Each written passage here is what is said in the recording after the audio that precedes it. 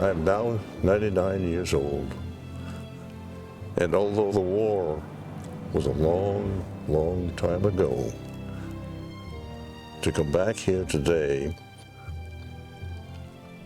it just seems like it was yesterday.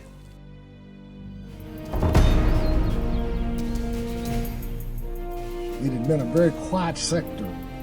We went into position there Sunday afternoon, and the Germans didn't know we were there.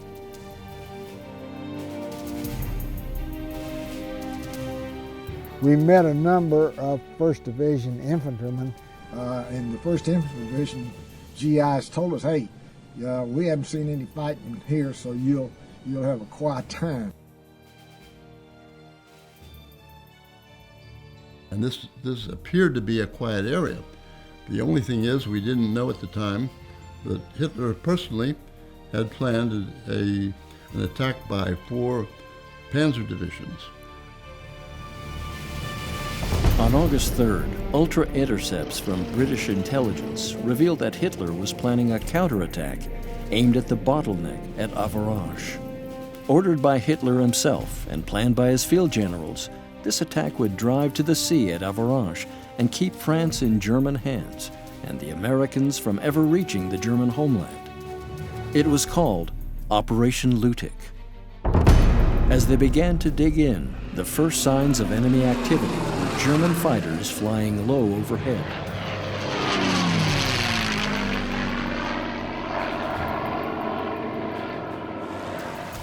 About 3:30 that afternoon, we heard a lot of trucks and armor and tanks move into the area.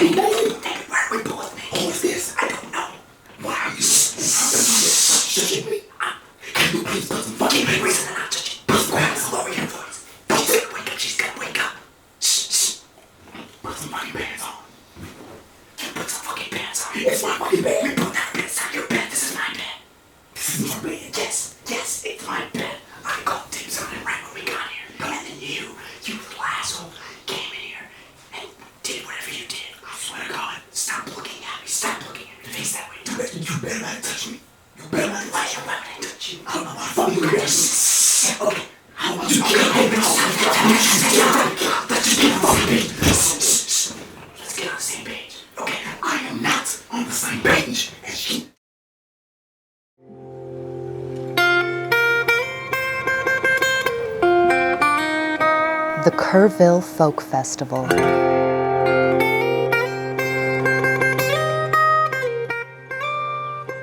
The longest continuously running music festival in the U.S.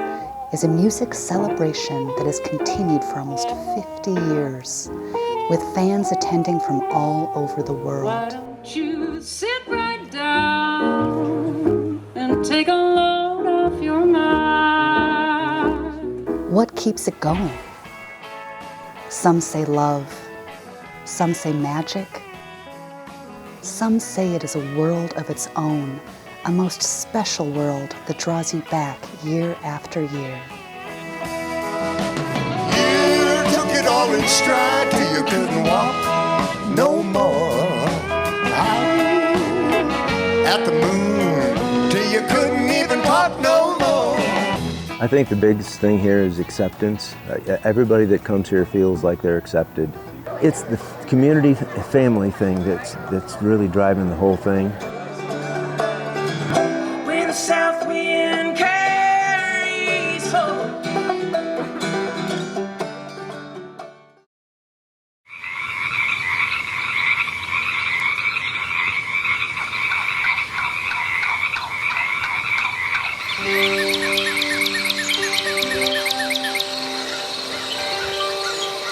What's really special about Roy Creek is that it's been single-family ownership for 75 years. And that family has had a lifelong, generational commitment to conservation and protecting this rare jewel. Part of the reason why it's so beautiful is because it's isolated. It's isolated in large part because of the geology in which the canyon's formed. It created a wall around this Garden of Eden. My name's Andy Glusenkamp. I'm the former state herpetologist for Texas Parks and Wildlife. Working as a conservation biologist in Texas for over 20 years, I've visited a lot of Mesic canyons.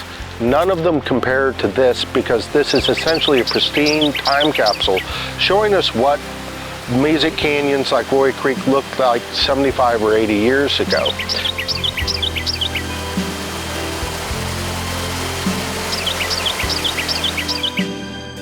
My work for the last couple of decades has been focused on groundwater salamanders endemic to Central Texas. They're really important indicators of contiguous quality habitat. They're dependent on the quality and quantity of groundwater as well as the condition of the surface habitat. So here we have an interesting group of rare organisms. They're only found in this part of the world, and they're only found in very specific habitats. So that's pretty exciting to a biological treasure hunter like myself.